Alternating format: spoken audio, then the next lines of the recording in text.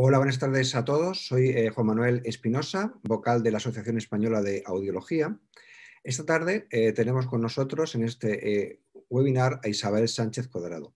Isabel es doctora en Medicina y Cirugía y trabaja como otorrinolaringóloga en el Hospital Universitario La Paz, en Madrid, España, donde es miembro del grupo de investigación en otoneurología del IDIPAZ. Isabel forma parte del equipo que ha sido recientemente galardonado con el premio FIAPAS 2020 por su trabajo sobre implantes cocleares y función cognitiva en mayores de 55 años. Por eso le hemos pedido a la doctora Sánchez Cuadrado que nos hable esta tarde sobre el impacto de la implantación coclear en el deterioro cognitivo. Antes de dar paso a Isabel, me gustaría comentar dos cosillas. Una práctica que es para formular preguntas a la ponente. Las pueden ustedes hacer desde la pantalla de Zoom. Verán una opción que es preguntas y respuestas. Bueno, pues pueden formular ahí las preguntas y al terminar la presentación de la doctora Sánchez Cuadrado las comentaremos. Y otra cosita que quería comentar antes de darle paso a ella es, bueno, pues aprovecho para recordarles a todos ustedes que ya está disponible en la página web de AEDA el programa actualizado del próximo congreso, que como saben, este año lo celebraremos online en junio. Y también está abierto el plazo para envío de comunicaciones a este congreso. Pues bien, ya sin más, doy paso a la presentación de la doctora Sánchez Cuadrado. Pues adelante, Isabel, por favor. Buenas tardes. Lo primero, quería agradecer al doctor Espinosa y a toda la Asociación Española de Audiología por invitarme a compartir con vosotros este webinar. Vamos a ver. Como ya ha comentado el doctor Espinosa, esta charla de la que os voy a hablar, de la implantación coclear en el deterioro cognitivo, esto forma parte de un trabajo que hemos realizado con los compañeros del Hospital Ramón y Cajal. Y bueno, pues eso, que ahora mismo la población española ya ronda el 20% de la población es mayor de 65 años. Pero Naciones Unidas estima que para el año 2050 este dato sea muchísimo más alto y este porcentaje de población sea ya mayor al 30%.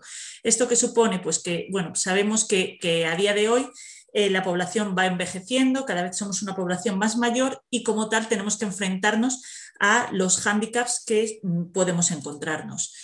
Es claro que a más edad tenemos más probabilidad de que el deterioro cognitivo avance y que nos encontremos con un porcentaje de la población que presente ese deterioro cognitivo. Pero si además de este problema le añadimos el problema de la hipoacusia a estos pacientes, parece que solamente por la hipoacusia tenemos un 24% más de riesgo de demencia, según un estudio del grupo canadiense. Hay, no sé si conocéis alguno de vosotros este otro estudio que se publicó en el Lancet en el año 2017. A mí me parece un estudio bastante significativo también de cara a plantearnos qué importancia y cómo de importante es esta hipoacusia que van a tener nuestros pacientes en sus posibles problemas cognitivos. Y es que independientemente de los factores genéticos o de otros factores que puedan venir como el tema educacional o otros más conocidos como la hipertensión o la obesidad, estiman que la pérdida auditiva puede suponer el 9% de riesgo de modificable de este deterioro cognitivo. Es decir, que si nosotros desde las edades medias de la vida empezamos a tomar una determinación y empezamos a frenar esta pérdida auditiva, la probabilidad de poder frenar o poder modificar el avance de ese deterioro cognitivo va a poder cambiar hasta en un 9% de los casos.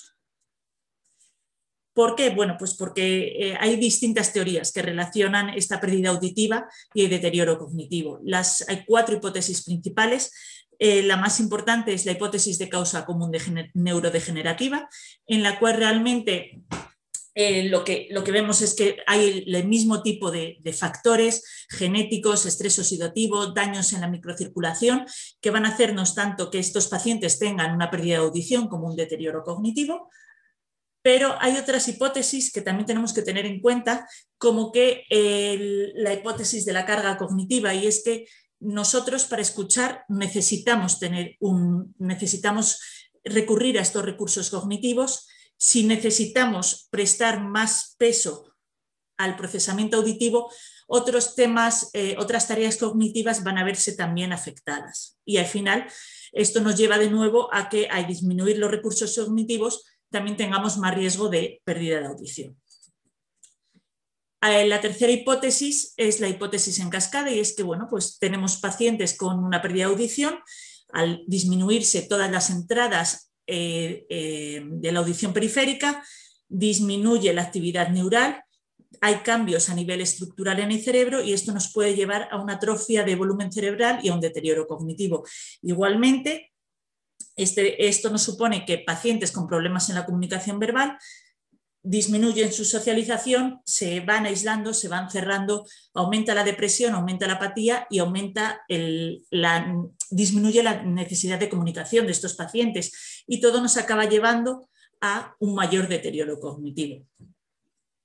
La última hipótesis es la hipótesis de presagio, o digamos un poquito del diagnóstico erróneo, en la cual pues, podemos encontrarnos que hay pacientes a los que consideramos que tienen una pérdida de audición y realmente hemos tratado solamente esa pérdida de audición, pero ya tienen un problema cognitivo, que es lo que nos está haciendo que ese procesamiento central, que esa audición no sea, no sea óptima.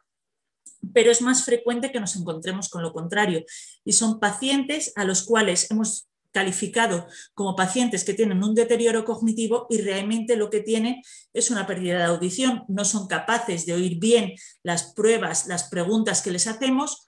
Entonces ese paciente pasa a calificarse como un paciente con un deterioro cognitivo cuando realmente no está ese deterioro, sino que solucionando el problema auditivo no llegaríamos a tener ese diagnóstico de deterioro cognitivo. Bueno, pues ¿cómo vamos a llegar al diagnóstico de deterioro cognitivo? Hay muchísimos test, hay muchísimas herramientas. Las más conocidas son el MoCA, el Evans y el Minimental. Y bueno, pues de todos estos test, yo voy a hablar hoy un poquito más del Evans, de la batería repetible para valorar el estatus neuropsicológico. Bueno, pues ¿por qué voy a hablaros más del Evans? Pues porque es la herramienta que nosotros utilizamos y es una herramienta a la cual podemos darle mucha aplicación en pacientes con hipoacusia. Como ventajas, pues que bueno, pues está internacionalmente aceptada, validada en varios idiomas, incluido el español, va a valorar distintos dominios cognitivos y no solamente nos va a servir para hacer un screening, como es el caso del MoCA, que nos dice si hay deterioro cognitivo o no, sino que en este caso podemos valorar desde deterioros cognitivos leves hasta deterioros cognitivos severos. Va a ser muy sensible al cambio y además sus puntuaciones van corregidas por edad, con lo cual nos permite pues, descartar ya una serie de variables. Y además el motivo fundamental es que tenemos el Evans H, que es la misma herramienta, pero adaptada para pacientes con hipoacusia. ¿Cómo se adaptó esta herramienta? Pues el grupo belga lo que hicieron es, sobre este test cognitivo para normoyentes, ellos aportaron con un PowerPoint, les aportan al paciente las instrucciones por escrito. Les estamos dando un soporte visual y con esto estamos evitando que ese deterioro cognitivo, esa hipoacusia, pueda suponer un hándicap para nuestros pacientes a nivel cognitivo. Esta herramienta consta de 5 subdominios. Vamos a valorar la memoria inmediata, va a hacer una valoración visoespacial, lenguaje, atención y memoria diferida.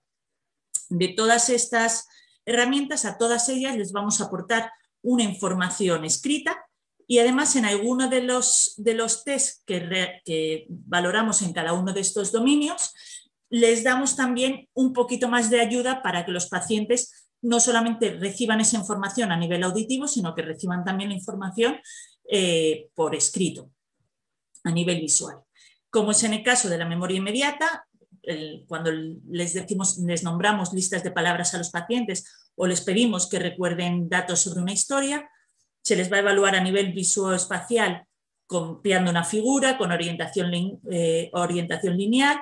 El lenguaje van a valorar si son capaces de nombrar figuras, la fluidez semántica. Las series numéricas también les vamos a dar un poquito más de apoyo. No solamente les vamos a decir los números, sino que los van a poder ver también en el PowerPoint. Van a hacer una serie de ejercicios de codificación y después estos pacientes valoraremos también la memoria diferida, recordando pues, la lista que les hemos comentado al principio, la historia que les hemos comentado o las figuras de las que hemos hablado. Y también si son capaces de reconocer si una palabra que les decimos ya la hemos visto previamente o no. A modo de ejemplo, vais a ver aquí qué es lo que hacemos con nuestros pacientes. Pues nosotros cuando les damos al paciente, el paciente va a tener delante de ellos una pantalla en la cual van a ir viendo a pantalla completa la información que vais a ver aquí y que nosotros le vamos leyendo. Es decir, pueden que tengan una parte de información que reciben a nivel auditivo, pero bueno, pues en pacientes con hipoacusias severas o pacientes incluso implantados, pues es muy difícil que solamente con la información auditiva sean capaces de contestarnos sino todo. Entonces les damos esa información por escrito, la leemos lentamente, voy a leerle una historia cortita, usted también debe leer la historia en la pantalla, me gustaría que me escuchara y cuando termine verá una línea horizontal. En ese momento repite todo lo que recuerde de la historia. Intente repetirlo de la forma más exacta posible. Mientras leo la historia y mientras usted pueda verla en la pantalla, no puede hablar ni balbucear y solo cuando yo termine de leer, intente repetir todo lo que recuerde de la historia de la forma más exacta posible. Confirmamos con los pacientes que han entendido la prueba, está preparado. El martes 4 de mayo en Elche, Alicante, se dispararon 3 alarmas de fuego.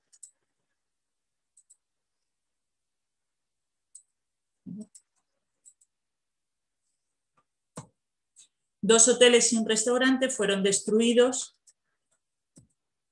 antes de que los bomberos pudieran apagar. Ahora repita todo lo que recuerde la historia. Disculpad, no suele ser tan lento, ha sido porque es que no me fallaba el PowerPoint, pero normalmente es eso, se lo vamos leyendo de corrido al mismo ritmo que lo leeríamos en condiciones normales, pero así el paciente tiene también ese aporte visual para poder ir viendo. Una vez que tenemos pasadas todos los distintos tests, vamos a pasar a una escala, a unas tablas que nos va a corregir con respecto a la edad de cada paciente y nos va a sacar un índice de puntuación.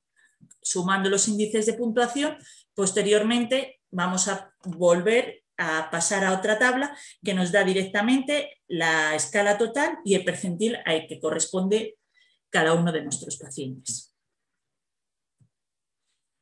¿Cuáles son las limitaciones? Pues bueno, está claro que a pesar de que el paciente sea sordo, que estamos salvando la parte de que la información llegue solo a nivel auditivo, en pacientes con analfabetismo o problemas visuales es muy difícil que aún así realicen este tipo de test.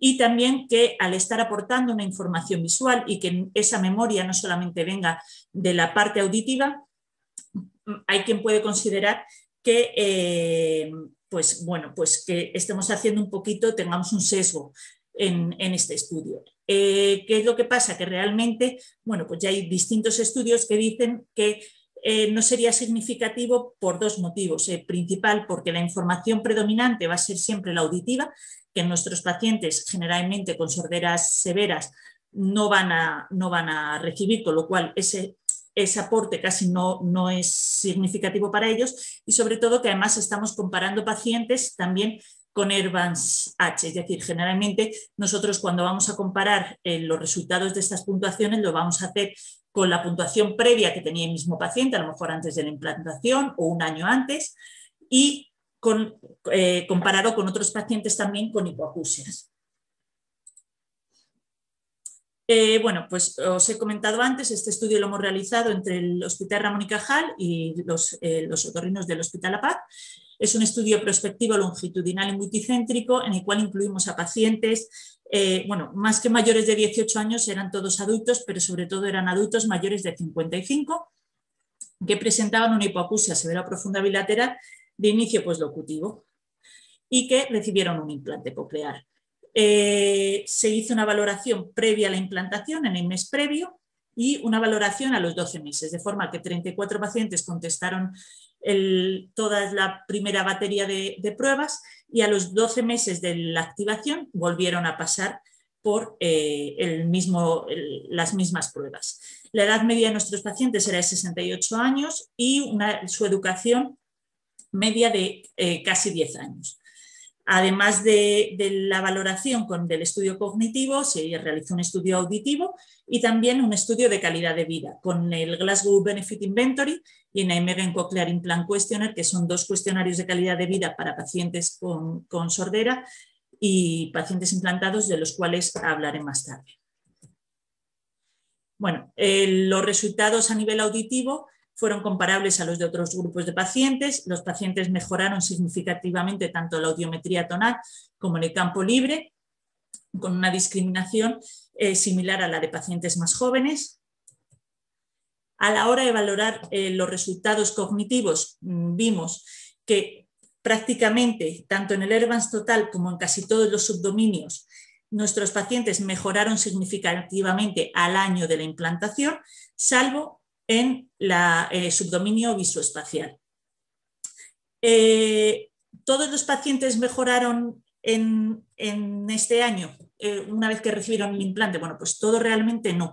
Hubo 3 pacientes que empeoraron sus puntuaciones a nivel cognitivo. El resto todos lo mejoraron y la media mejoró, pero hubo 3 pacientes que no mejoraron. Y estos 3 pacientes, da la casualidad de que eran 3 pacientes que tenían las puntuaciones previas ya de base más bajas, es decir, que eran pacientes que probablemente ya presentaban un deterioro cognitivo más severo previamente, con lo cual con el implante tampoco conseguimos revertir ese empeoramiento. Pero también es significativo ver que esos 3 pacientes eran los que tenían también peores puntuaciones a nivel visoespacial, que también es lo que estamos diciendo, es un subdominio que parece que tiene menos relación a nivel auditivo. Pero bueno, en general, como veis, aunque la variabilidad al año de la implantación es mayor, casi todos los pacientes presentaron una clara mejoría cognitiva. Cuando correlacionamos los resultados cognitivos con variables demográficas y auditivas, pues bueno, vimos que a pesar de la edad no había una correlación entre la edad y el Ervans total.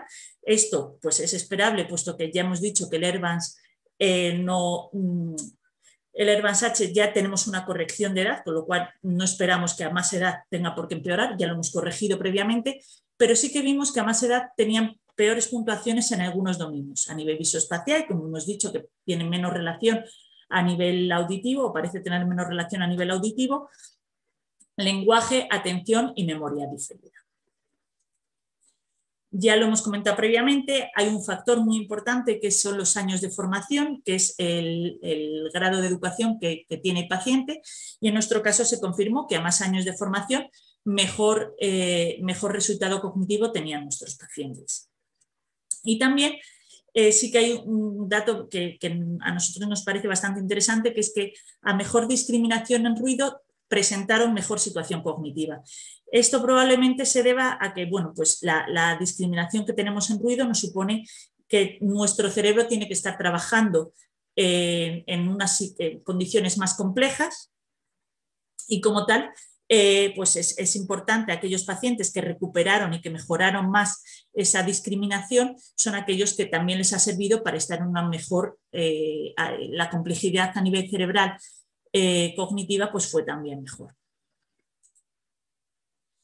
Con respecto a la calidad de vida, hicimos el estudio con 2 cuestionarios. El Glasgow Benefit Inventory es un cuestionario de Robinson del año 96, en el cual lo que miramos es el impacto que tiene la cirugía como tal del implante coclear sobre la calidad de vida de nuestros pacientes.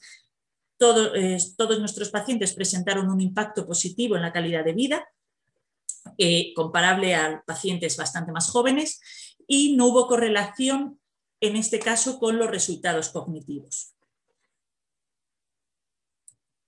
Sin embargo, en el Nijmegen Cochlear Implant Questionnaire, que es otro cuestionario de calidad de vida en el cual podemos evaluar previamente cómo estaba el paciente previo a la implantación y cómo está el paciente después, vimos que todos los pacientes presentaron una mejoría significativa en cuanto a calidad de vida, que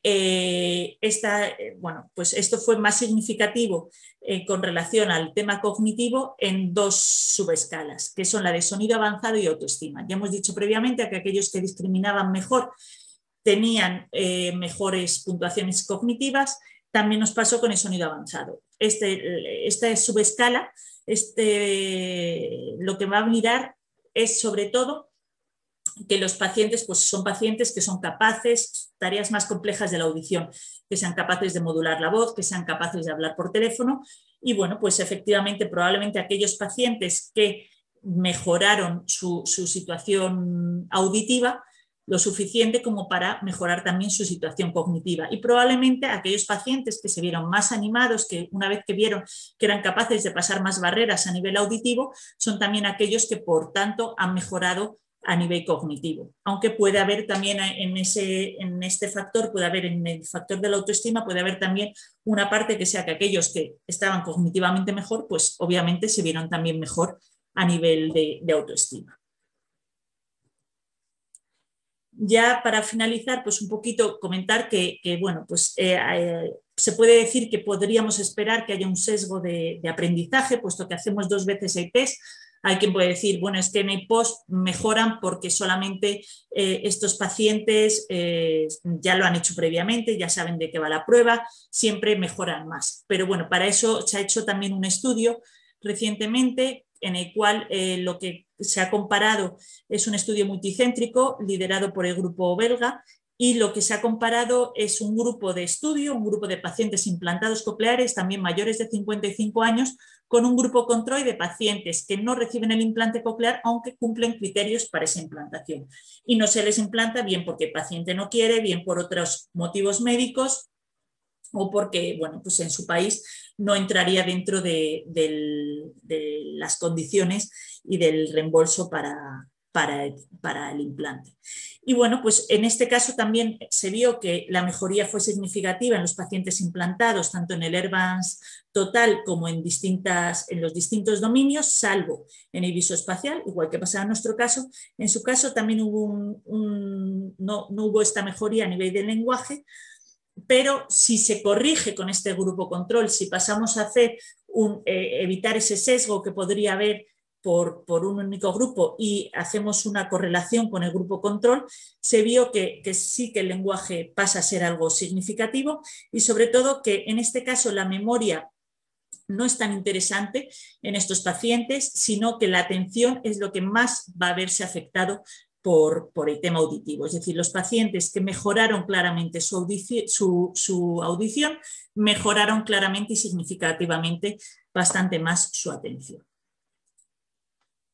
Con lo cual, bueno, pues tras estos estudios, nosotros sí que creemos que los estudios multicéntricos a largo plazo pues, nos van a permitir investigar un poquito mejor el efecto de este implante coclear en el deterioro cognitivo, que la exploración de la función cognitiva es fundamental que se haga con herramientas adaptadas, bien sea con el Airvans o alguna otra. Ya el grupo también canadiense ha realizado una valoración con el MoCA, pero ya dije que el MoCA solo sirve para screening, no nos va a permitir valorar tanto si hay un deterioro leve o un deterioro severo. Que nuestros resultados, pues bueno, a día de hoy muestran que una mejora en el deterioro cognitivo, son pocos pacientes, lo miramos un poquito, pues de momento con precaución, pero sí que hay menos, parece que si no lo mejoran, sí parece que frenarlo claramente lo frenan, y que bueno, también nuestros datos son comparables, ese efecto positivo del implante coclear es comparable a los efectos en la calidad de vida de otros pacientes más jóvenes.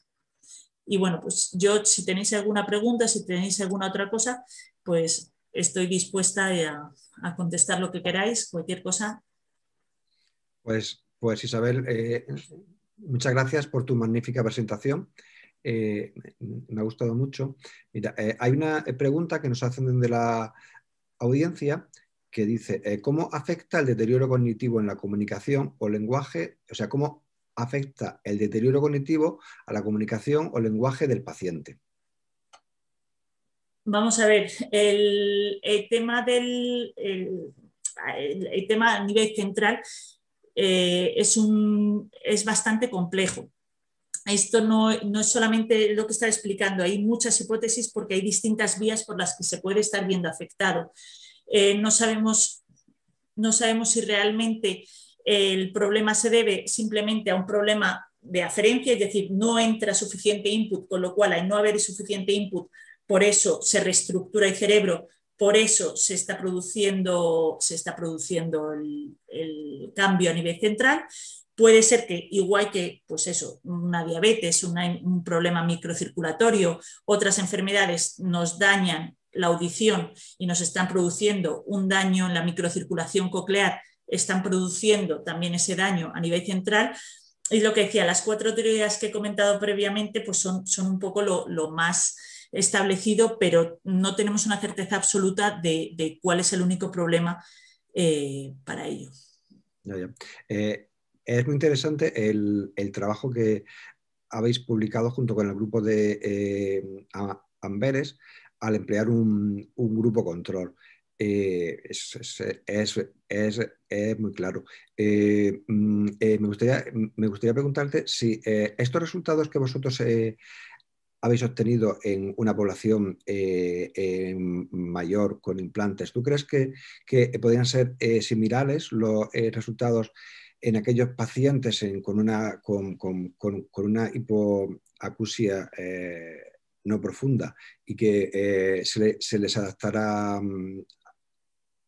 audífonos? O sea, que no fuesen candidatos a implante coclear, por ejemplo, por el criterio de la intensidad de la pérdida, porque tuviesen una pérdida severa en lugar de profunda. Sí. ¿Crees que los resultados serían similares a los que mostráis vosotros? Vamos a ver, a nivel en la literatura ahora mismo hay mayor discrepancia a nivel del tema de los audífonos con respecto a este deterioro cognitivo que con el de los implantes. En el tema de los audífonos, no sé si por la forma de adaptación, por la variabilidad de los resultados o sobre todo por un detalle, que es el tema de la rehabilitación. Los pacientes con implante coclear son pacientes que van a tener una rehabilitación posterior y en los cuales vamos a hacer un trabajo con ellos. Y puede que eso también suponga un sesgo para que los pacientes con implante coclear, pues en general te parezca que los estudios van más hacia que puede frenar ese deterioro cognitivo frente a pacientes con audífono, que sería interesantísimo poder hacerlo en las mismas condiciones, es decir, adaptar un audífono a un paciente y ver si esto se frena. Hay todavía a día de hoy, a pesar de que parezca muy claro que sí que hay una relación, y a mí me parece que hay una relación clarísima. El otro día, preparando esta charla, vi que acababan de publicar un estudio de un grupo alemán en la revista de la Academia de Geriatría, y este estudio lo que te dicen es que realmente ellos creen que no consideran, por ejemplo, ni siquiera que la audición sea un factor independiente a nivel cognitivo, y que, bueno, pues que son otros factores los que influyen y da igual tanto la audición como el deterioro visual, es decir, incluían ambos deterioros. Pero bueno, claro, si uno se lee bien el artículo y lo miras, dices, bueno, es que este deterioro que ellos consideran auditivo depende de lo que te diga el paciente. ¿Usted oye bien? Sí. ¿Usted tiene una pérdida leve, pero no les han hecho ninguna prueba? ¿Y cuántos de nosotros estamos acostumbrados a ver pacientes que te dicen, ¿usted oye bien? Sí, sí, no, la audición perfecta. Y haces una audiometría y dices, o te viene el familiar y dice, no, o sea, audición perfecta no. Entonces yo creo que sí que es cierto que cuanto más nos adelantemos y cuanto más hincapié hagamos en esa rehabilitación auditiva a nivel global, mejor vamos a poder frenar este deterioro cognitivo. Hay otra pregunta de la audiencia que te pregunta si existen diferencias en los resultados obtenidos con el test dependiendo del modelo de implante coclear. A día de hoy no hemos encontrado diferencias en función ni tampoco con la etiología. que es otra de las cosas que no he entrado por no entrar. Tenemos muchas más variables estudiadas, he dado los datos más interesantes, pero no hemos encontrado ninguna diferencia.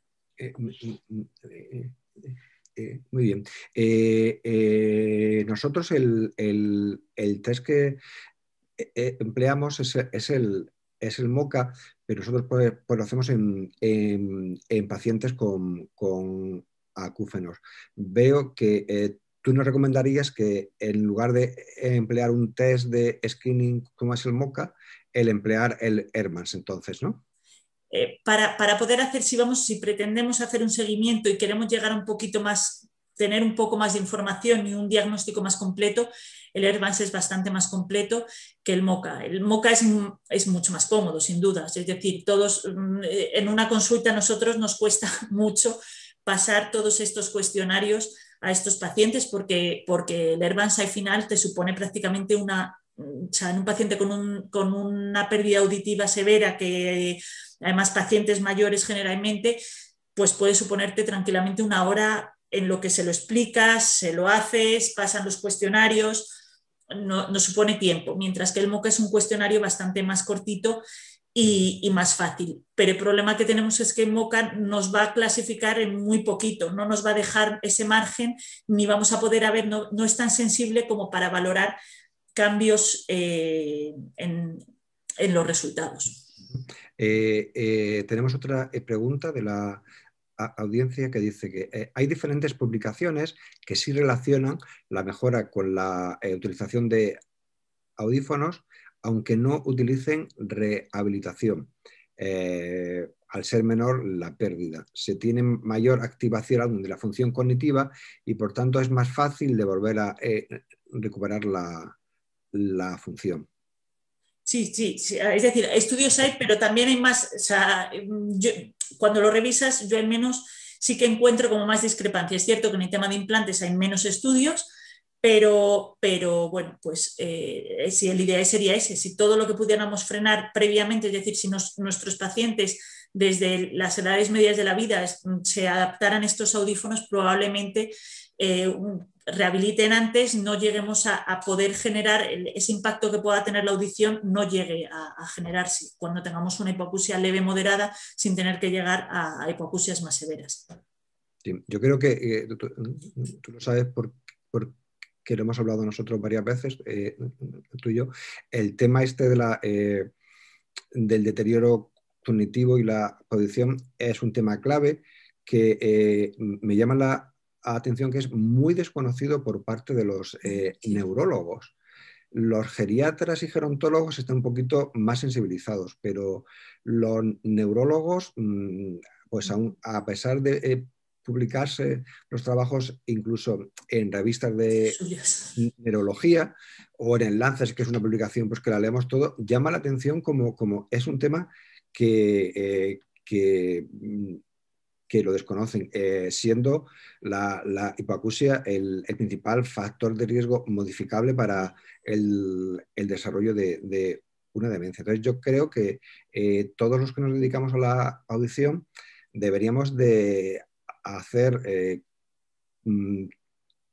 campaña, por decirlo de algún modo, entre nuestros pacientes, nuestros conocidos, nuestros familiares, el intentar llegar a los medios de comunicación para trasladar este mensaje. Pues hace unos días celebrábamos en Granada el Día Mundial de la Audición y este fue uno de los aspectos que señalábamos, ¿no? desde AEDA. Y bueno, yo os animo a todos los que nos escucháis, a que os preocupáis por este tema, pues por la trascendencia pues, que tiene. Sí, sin duda, ya lo habíamos comentado más veces, eso, y sorprende pues que eso, son publicaciones de revistas, en el caso de neurología, en el Frontiers in Neurology hay muchísimas publicaciones sobre este tema y no parece que no les interesa. Te felicitan por tu presentación y te dicen eso bueno, pues que muy de acuerdo por lo que has trasladado, ¿no? En que el cuestionario que hay que emplear es el Hermans, ¿no? Entonces, nos preguntan, o te preguntan, ¿cuántas veces se puede utilizar el test? ¿Se podría utilizar varias veces sin que el paciente aprenda las tareas? ¿Tendría que pasar cierto tiempo entre una vez que se lo pases y otra? Vamos a ver, a mí me parece, así como el MOCA me parece un cuestionario bastante más sencillo, más corto, a mí me parece que es un cuestionario que, bueno, puede, o sea, si les cuesta recordar las palabras, por ejemplo, a la media hora que desde que han empezado a hacer ETESA, que terminen, les cuesta recordar las palabras, es muy difícil que tengan esa curva de aprendizaje tan marcada. Sí que es cierto, es un cuestionario que, bueno, pues sí que hay que comprar esa licencia para poder utilizarlo. En principio, pues hay que tener esa licencia, pero los pacientes de hecho vuelven y preguntan, y hoy no me toca, es como un poco su examen, hoy no me toca pasar lo de las preguntas y lo de los dibujitos y porque les gusta, o sea, es decir, y no llegan a recordarlo, ya independientemente de que, bueno, es cierto que vemos pacientes, que estos pacientes mayores son pacientes que lo hemos visto, son percentiles bastante bajitos en cualquier caso, es decir, que ya partimos de probablemente un deterioro cognitivo importante por su edad, por sus otros factores y por el tema auditivo, pero aunque fueran pacientes más jóvenes, a mí personalmente me cuesta recordar, pues cuando ves ese dibujo sí que sabes, pero tienes que fijarte en cosas para decir, ¿le falta algo? ¿No le falta nada? Que no me parece un cuestionario que se pueda aprender fácilmente, porque tiene además ya una longitud y tiene una complejidad pues que no es sencillo. Ujú. Muy bien. Pues si no nos entran más preguntas, pues agradezco mucho tu Gracias a vosotros. presentación y lo que me gustaría es anunciar la siguiente webinar de AEDA.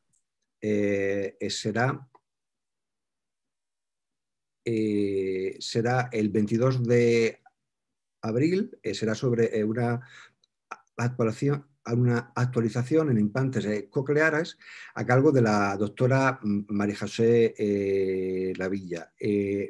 María José es otorrinolaringólogo, trabaja en el Hospital Universitario Lozano Blesa de Zaragoza y es la presidenta de la Comisión de Audiología de la Sociedad Española de Otorrinolaringología. Entonces os invito a todos a que asistáis porque va a hacer una actualización de temas candentes sobre los implantes. Y nada, pues ya sin más, os agradezco a todos vuestra presentación, vuestra participación. Y nada, nos vemos en el próximo webinar, que es este. Y os recuerdo eso, que ya está disponible en la web el programa actualizado, el programa científico actualizado del próximo congreso, que será online. Y también está abierto el plazo para remitir los resúmenes de comunicaciones. Voy a ver que no sé si me queda alguna pregunta por aquí. Isabel, voy a ver un momento si me he quedado alguna. A ver si... Un momentito. Te felicitan por la presentación y también, mira, vamos a ver, había aquí otra cosilla, es que hay preguntas que la han puesto por otro lado. Bueno, esta creo que la has contestado antes, ¿no? Que si los resultados son extrapolables a la rehabilitación de la hipoacusia por cualquier medio y se referían a los audífonos, que es lo que hemos comentado antes. Pues nada, pues ya sin más, pues cerramos y os damos las gracias a todos por vuestra participación. Buenas tardes. Muchas gracias.